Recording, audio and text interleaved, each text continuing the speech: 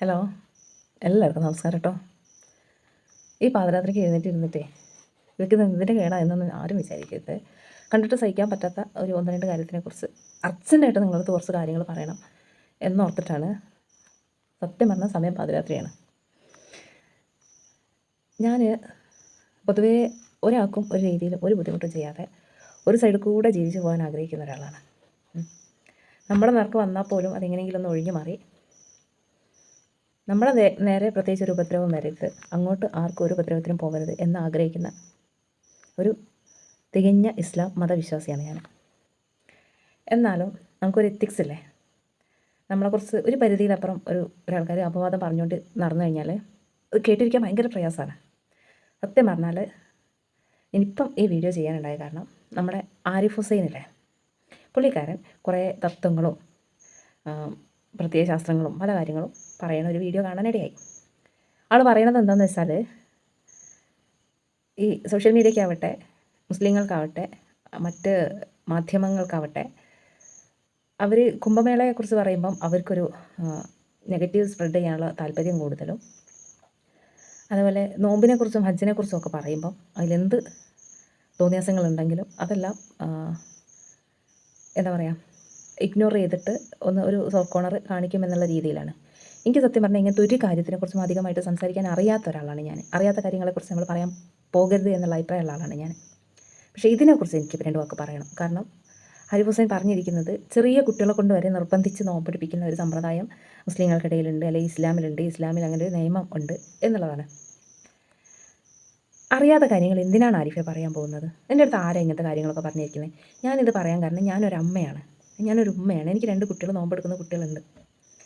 അവരൊരിക്കൽ പോലും നിർബന്ധിച്ച് നോമ്പെടുപ്പിക്കാൻ എവിടെയും പറഞ്ഞിട്ടില്ല, ഇസ്ലാം പറഞ്ഞിട്ടില്ല. അവരുടെ ഇഷ്ടത്തിന് നോമ്പെടുക്കാറുണ്ട്. ഇന്നലെ എൻ്റെ മോൻ നോമ്പെടുത്തിട്ടില്ല, കാരണം അവനെ ഞാൻ വിളിച്ചിട്ടില്ല. 11 വയസ്സുള്ള എൻ്റെ മോനെ കൊണ്ട് ഞാൻ നോമ്പെടുപ്പിച്ചിട്ടില്ല. ഈ 4-5 നോമ്പ് കഴിഞ്ഞതിൻ്റെ ഇടയിൽ എൻ്റെ മോൻ ഒരു ദിവസം മാത്രം നോമ്പെടുത്തത്. കാരണം അവൻ്റെ ആരോഗ്യസ്ഥിതിയെക്കുറിച്ച് എനിക്ക് നന്നായിട്ട് അറിയുന്നതുകൊണ്ട് അവൻ എത്ര നിർബന്ധിച്ചാലും ഞാൻ നോമ്പെടുക്കാൻ സമ്മതിക്കാറില്ല. എന്ന് വെച്ച് പെട്ടെന്നൊരു 15 അല്ലെങ്കിൽ അവർ മെച്ചുവേർഡായതിനു ശേഷം ഒറ്റയടിക്ക് ഒരു ദിവസം മുഴുനീളം നോമ്പെടുക്കാൻ പറഞ്ഞാൽ ഒരു പക്ഷേ അവർക്ക് താങ്ങാൻ പറ്റില്ല. അതുകൊണ്ട് ഒരു 10 വയസ്സിന് ശേഷം ഇടവിട്ട് 1-2 നോമ്പൊക്കെ ആയിട്ട് എടുപ്പിച്ചിട്ട് അവരതിൻ്റെ അകത്തേക്ക് പ്രാപ്തരാക്കി കൊണ്ടുവരികയാണ് നമ്മൾ ചെയ്യുന്നത്. ഈ നോമ്പ് എന്ന് പറയുന്നത് നമുക്ക് ഡോക്ടർമാർ തന്നെ പറയുന്നുണ്ട്. ഇപ്പോൾ നമ്മൾ ഈ ഡയറ്റൊക്കെ എടുക്കുന്ന ഇൻ്റർമീഡിയറ്റ് ഡയറ്റ് എന്ന് പറയും. അതിൻ്റെ അകത്തൊരു ഡോക്ടർ പറഞ്ഞിട്ടുണ്ട്, ഈ അമിതവണ്ണം, കൊളസ്ട്രോള്, അതേപോലെ ഈ ദുർമേധസ്, അങ്ങനെ കുറേ കാര്യങ്ങൾ നമ്മുടെ ശരീരത്തിൽ നിന്ന് ഇല്ലാണ്ടായി പോകാൻ വേണ്ടിയിട്ട്, അല്ലെങ്കിൽ മെറ്റബോളിസം വർദ്ധിക്കാൻ വേണ്ടിയിട്ട് ഇൻ്റർമീഡിയറ്റ് ഡയറ്റ് എടുക്കുന്നത് നല്ലതാണ്. രാത്രി ഭക്ഷണം ഒഴിവാക്കുക, എന്നിട്ട് ബ്രേക്ക്ഫാസ്റ്റ് കുറച്ചും കൂടെ തള്ളി വയ്ക്കുക. അങ്ങനെയുള്ള സാഹചര്യത്തിൽ ഒരു 14 മണിക്കൂറോളം നമ്മൾ ഭക്ഷണം കഴിക്കാണ്ടിരിക്കുന്ന സമയത്ത് നമ്മുടെ ശരീരത്തിന് ഉണ്ടാകുന്ന മാറ്റത്തെക്കുറിച്ചാണ് ഈ ഡോക്ടർമാർ പറഞ്ഞിരിക്കുന്നത്. അതേ സെയിം പ്രക്രിയയാണ് നോമ്പിലും സംഭവിക്കുന്നത്. അപ്പോൾ ശരീരത്തിനൊന്ന് നിയന്ത്രിക്കാൻ വേണ്ടിയിട്ട്, അല്ലെങ്കിൽ ഈ പറഞ്ഞ കുറേ കാര്യങ്ങൾ, മെറ്റബോളിസം വർദ്ധിക്കുന്നത് പോലുള്ള ഹെൽത്തി ആയിട്ടുള്ള കുറേ കാര്യങ്ങൾ, കുറേ മാറ്റങ്ങൾ ശരീരത്തിൽ സംഭവിക്കുന്നതിന് വേണ്ടിയിട്ടും, പാവപ്പെട്ട ആൾക്കാർക്ക് ഒരു നേരത്തെ പോലും ഭക്ഷണം കഴിക്കാനില്ലാത്ത ആൾക്കാർക്ക് അവർ ഈ പട്ടിണി കിടക്കുമ്പോൾ അവരുടെ പ്രയാസങ്ങൾ നമുക്കും കൂടെ മനസ്സിലാക്കാനും കൂടെ വേണ്ടിയിട്ടാണ് നോമ്പെടുക്കാൻ വേണ്ടിയിട്ട് പറഞ്ഞിരിക്കുന്നത്. രോഗിയായി കിടക്കുന്ന ആൾക്കാർക്ക് നോമ്പിൻ്റെ ആവശ്യമില്ല. അവർക്ക് നോമ്പ് നോറ്റ് വീട്ടാൻ പറ്റില്ല എന്നുണ്ടെങ്കിൽ അതിന് ദാനം ചെയ്യുക. ഒരു മുദ്ദ അരി എന്നാണ് പറയുന്നത്. ഒരു മുദ്ദ എന്ന് പറയുന്നത് അതിൻ്റെ പണ്ടത്തെ കാലത്തുള്ള അളവിൻ്റെ പേരാണ്. ഒരു നോമ്പിന് അത്രയും അരി വെച്ചിട്ട് പാവപ്പെട്ട ആൾക്കാർക്ക് ധർമ്മം ചെയ്ത് കഴിഞ്ഞാൽ പലപ്പോഴും നമ്മുടെ നോമ്പിൻ്റെ കടം വീടി കിട്ടും.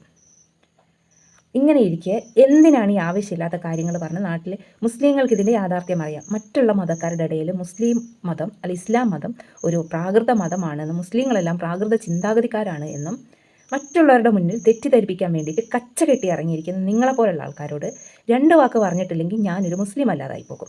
അതിൻ്റെ പേരിൽ മാത്രമാണ് ഈ ഒരു അവസരത്തിൽ ഞാൻ ഇങ്ങനൊരു വീഡിയോ ചെയ്യുന്നത്. പിന്നെ കുംഭമേളയെക്കുറിച്ച് പറഞ്ഞത്, കുംഭമേളയെക്കുറിച്ച് ആരാണ് ഇവിടെ തെറ്റായിട്ടുള്ള കാര്യങ്ങൾ പ്രചരിപ്പിക്കുന്നത്? മുസ്ലിങ്ങളാണോ? മുസ്ലിങ്ങളായിട്ടുള്ള ഏതെങ്കിലും ഒരാൾക്കാർ കുംഭമേളയെക്കുറിച്ച് കുറ്റം പറഞ്ഞതായിട്ട് നിങ്ങൾ എവിടെയെങ്കിലും കണ്ടിട്ടുണ്ടോ? എവിടെയെങ്കിലും കേട്ടിട്ടുണ്ട്? ഞങ്ങളാരും കേട്ടിട്ടില്ല. ഞങ്ങളാരും കേൾക്കാത്ത കാര്യം നിങ്ങൾ എവിടെയാണ് കേട്ടത്?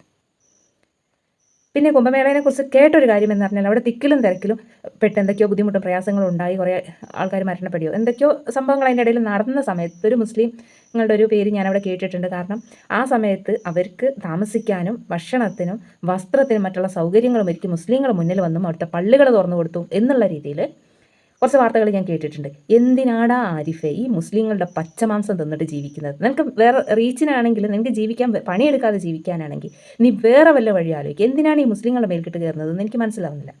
കുംഭമേളേൻ്റെ കാര്യം പറയുകയാണെങ്കിൽ അത് ഇവിടുത്തെ മാധ്യമങ്ങളും ബാക്കിയുള്ള കാര്യങ്ങളും അതിനെ വിമർശിക്കുന്നത് അവിടുത്തെ വെള്ളത്തിൻ്റെ അഴുക്കിൻ്റെ പ്രശ്നങ്ങൾ പറഞ്ഞ്, അവിടുത്തെ ആരോഗ്യ പ്രശ്നങ്ങൾ പറഞ്ഞ് അങ്ങനെയുള്ള രീതിയിൽ മാധ്യമങ്ങൾ കുംഭമേളേനെ വിമർശിക്കുന്നുണ്ടെങ്കിൽ പോലും ഒരു മുസ്ലിങ്ങൾ പോലും കുംഭമേളേനെക്കുറിച്ച് ഒരു കാര്യവും പറയാൻ വേണ്ടി വന്നിട്ടില്ല. ഞാൻ അറിഞ്ഞിട്ടില്ല. ഞാൻ ഇങ്ങനെ ആധികാരികമായി ഒന്നിനെക്കുറിച്ച് സംസാരിക്കുന്നില്ല എങ്കിൽ പോലും ഞാൻ സമൂഹത്തിൽ നടക്കുന്ന എല്ലാ കാര്യങ്ങളും അതിൻ്റേതായിട്ടുള്ള അർത്ഥത്തിൽ വീക്ഷിക്കുകയും നിരീക്ഷിക്കുകയും വാർത്തകളും മറ്റുള്ള കാര്യങ്ങളും കാണുകയും ഇതേപോലെ അത്യാവശ്യം വിവരമുള്ള ആൾക്കാർ പറയുന്ന കാര്യങ്ങൾ സശ്രദ്ധം ഞാൻ വീഡിയോ കാണുകയും അത് മനസ്സിലാക്കുകയും ചെയ്യുന്ന ഒരാളാണ്. ഓരോരുത്തും കുംഭമേളേനെക്കുറിച്ച് ഒരു മുസ്ലിം പണ്ഡിതന്മാർ അതല്ലെങ്കിൽ മുസ്ലിം ആയിട്ടുള്ള ആരെങ്കിലും ഒരാൾ പറയും. മുസ്ലിങ്ങളെ കുറ്റം പറയാൻ വേണ്ടി നടക്കുന്ന ആൾക്കാർ ഒരു പക്ഷേ മുസ്ലിങ്ങളുടെ പേര് വെച്ചിട്ട് അത് ഉപയോഗിച്ചുകൊണ്ട് പറയുന്നുണ്ടാവുമായിരിക്കും. അല്ലാതെ ആധികാരികമായിട്ട് ഒരു മുസ്ലിം പണ്ഡിതനോ ഒരു മുസ്ലിം മാധ്യമമോ അതല്ലെങ്കിൽ ഏതെങ്കിലും മുസ്ലിം വ്യക്തികളോ ഇതിനെക്കുറിച്ച് ഒരു കുറ്റവും പറഞ്ഞതായിട്ട് ഞാൻ കേട്ടിട്ടില്ല. പിന്നെ സ്വന്തം കുടുംബം നോക്കാതെ അതല്ലെങ്കിൽ മുസ്ലിങ്ങളെ കുത്തിപ്പറിക്കാൻ എവിടെ എന്ത് അവസരം കിട്ടുമെന്നും അതിനകത്ത് നിന്ന് എങ്ങനെ 10 രൂപ ഉണ്ടാക്കാൻ പറ്റുമെന്നും അതിനകത്ത് നിന്ന് എങ്ങനെ സുഭിക്ഷമായിട്ട് ജീവിക്കാൻ പറ്റും എന്ന് ചിന്തിക്കുന്ന നിന്നെപ്പോലെയുള്ള ആൾക്കാരോട് ഇതൊന്നും പറഞ്ഞിട്ടൊന്നും കാര്യമില്ല എന്ന് എനിക്ക് നല്ല ബോധ്യമുണ്ട്. എന്നാൽ പോലും ഈ ഒരു 2 വാക്ക് പറഞ്ഞിട്ടില്ലെങ്കിൽ ഞാനൊരു മുസ്ലിം അല്ലാതായി പോകും. ഇസ്ലാം മതം എന്ന് പറഞ്ഞു കഴിഞ്ഞാൽ അത് എല്ലാവരെയും ഒരേപോലെ കാണണം. നിൻ്റെ അയൽവാസി പട്ടിണി കിടക്കുമ്പോൾ നീ വയറ് നിറച്ച് ഭക്ഷണം കഴിക്കാൻ പാടില്ല. അത് അയൽവാസി ഹിന്ദുവാണോ മുസ്ലിമാണോ ക്രിസ്ത്യാനിയാണോ എന്ന് നീ നോക്കാൻ പാടില്ല എന്ന് പറഞ്ഞൊരു മതമാണ്. നീ ഭൂമിയിൽ ഉള്ളവരോട് കരുണ കാണിച്ചാൽ ആകാശത്തിലിരിക്കുന്നവൻ നിന്നോട് കരുണ കാണിക്കും എന്ന് പറയുമ്പോഴും ഭൂമിയിലുള്ളവരോട് മുസ്ലിമാണോ എന്ന് നോക്കിയിട്ട് നീ കരുണ കാണിക്കണം എന്ന് പറഞ്ഞിട്ടില്ല. അത് ഹിന്ദുവാണോ മുസ്ലിമാണോ എന്ന് നോക്കിയിട്ട് നീ കരുണ കാണിക്കണം എന്ന് പറഞ്ഞിട്ടില്ല. അത് മനുഷ്യനാണോ വേറെ എന്തെങ്കിലും ജന്തുവാണോ എന്ന് നോക്കിയിട്ട് നീ കരുണ കാണിക്കണം എന്ന് പറഞ്ഞിട്ടില്ല. എല്ലാവരോടും കരുണ കാണിക്കാം എന്നേ ഇസ്ലാം പറഞ്ഞിട്ടുള്ളൂ. ഇസ്ലാം എന്ന് പറഞ്ഞാൽ കാരുണ്യത്തിൻ്റെ മതമാണ്, കുത്തിത്തിരിപ്പിൻ്റെ മതമല്ല. അത് നിന്നെ പോലുള്ള ആൾക്കാർക്ക് അങ്ങനെ തോന്നുള്ളൂ. നാണമില്ലടാ നിനക്കൊന്നും. നിന്നെയൊക്കെ വിളിക്കേണ്ട നീയൊക്കെ ഡോക്ടറാണ് എന്ന് പറയുന്നത് ഈ ഡോക്ടർ സമൂഹത്തിന് എന്നെ നാണക്കേടാണ്. എന്നെക്കുറിച്ച് എൻ്റെ വീഡിയോ കാണുന്ന ആൾക്കാർ എന്നെക്കുറിച്ച് ഇങ്ങനെയൊന്നും അല്ലായിരിക്കാം ധരിച്ചിട്ടുണ്ടാവുക എന്ന് എനിക്കറിയാം. പക്ഷേ ആർക്കെങ്കിലും ബുദ്ധിമുട്ടുണ്ടായിട്ടുണ്ടെങ്കിൽ ക്ഷമിക്കണം.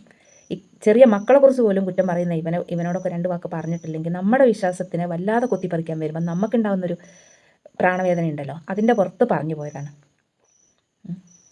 അതുകൊണ്ട് എല്ലാവരും ക്ഷമിക്കുക. ഇവനെ ജാമിദാനെ കൂട്ടുപിടിച്ചിട്ടാണ് ഇസ്ലാമിനെ തെറി വിളിക്കുന്നത്. ഇത് വേറൊന്നല്ല. ഇവരുടെ പ്രശ്നം എന്താണെന്നറിയോ? പണിയെടുക്കാതെ തിന്നണം. അതിന് ഇസ്ലാമിനെ 4 തെറി പറഞ്ഞാൽ ഇവർക്ക് നല്ല റീച്ച് ഉണ്ടാവും. അതിനുള്ള ഒരൊറ്റ വഴിയാണ്. അല്ലാണ്ട് ഇസ്ലാമിനെക്കുറിച്ച് ആധികാരികമായിട്ട് പഠിച്ചതിൻ്റെ പേരിലോ ഇസ്ലാമിനെക്കുറിച്ച് ഉള്ളിൻ്റെ ഉള്ളിൽ ഒരു പക്ഷേ മനസാക്ഷി കുത്തുണ്ടാകും. പറയുന്നതൊക്കെ പച്ചക്കള്ളാണെന്ന് അറിയുന്നതിൻ്റെ പേരിൽ നല്ല മനസാക്ഷി കുത്തുണ്ടാകും. പക്ഷേ ഞം ഇറങ്ങൂലല്ലോ. ഇസ്ലാമിൻ്റെ കൂടെ നിൽക്കുക, ഇസ്ലാമിലുള്ള നല്ല കാര്യങ്ങളെക്കുറിച്ച് പറയുകയും ചെയ്തു കഴിഞ്ഞാൽ ഞം ഇറങ്ങൂല. അതിൻ്റെ പേരിൽ മാത്രം വിമർശിക്കാൻ ഇറങ്ങിയതാണ്. പണിയെടുക്കാതെ തിന്നണം എന്നുള്ള ഒരൊറ്റ ഉദ്ദേശത്തിൻ്റെ പുറത്തിറങ്ങിയതാണ്. ഇത്തിരിയെങ്കിലും നമ്മൾ ഇതിനെക്കുറിച്ച് പറഞ്ഞിട്ടില്ലെങ്കിലേ സത്യം പറഞ്ഞാൽ പിന്നെ നമ്മളൊക്കെ മുസ്ലിം എന്ന് പറഞ്ഞ് നടക്കുന്നതിൽ ഒരു അർത്ഥം ഇല്ലാണ്ടായി പോകും. അതുകൊണ്ട് മാത്രം പറഞ്ഞതാണ്. എൻ്റെ ബാക്കിയുള്ള സുഹൃത്തുക്കൾക്ക് ആർക്കെങ്കിലും ഇതിൻ്റെ പേരിൽ എന്തെങ്കിലും പ്രയാസം ഉണ്ടായിട്ടുണ്ടെങ്കിൽ ഞാൻ എല്ലാവരോടും ക്ഷമ ചോദിക്കുകയാണ്. ഇസ്ലാം എന്നും സമാധാനത്തിൻ്റെ മതമാണ്.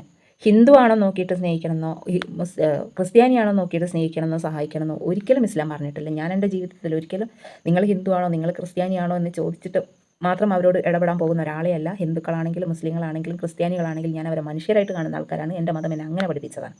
പക്ഷേ ഇവരെ പോലെയുള്ള ആൾക്കാർ ഇസ്ലാമിനെ കുത്തിപ്പറിക്കാൻ വേണ്ടി മാത്രമായിട്ട് വരുന്ന സമയത്ത് 2 വാക്കെങ്കിലും അവരോട് പറഞ്ഞിട്ടില്ലെങ്കിൽ അവർ നമ്മൾ തമ്മിൽ പ്രത്യേകിച്ചൊരു വ്യത്യാസമില്ലാണ്ടായി പോകും. അതുകൊണ്ട് മാത്രം ഞാൻ ഈ വീഡിയോ ചെയ്തതെന്നേ ഉള്ളൂ. എല്ലാവർക്കും നന്ദി. എന്തെങ്കിലും അഭിപ്രായം ഉണ്ടെങ്കിൽ ദയവ് ചെയ്ത് ഈ വീഡിയോയുടെ ചുവട്ടിൽ നിന്ന് കമൻറ്റ് ചെയ്യാൻ മാത്രം മറക്കരുത് കേട്ടോ. അപ്പോൾ ശരി.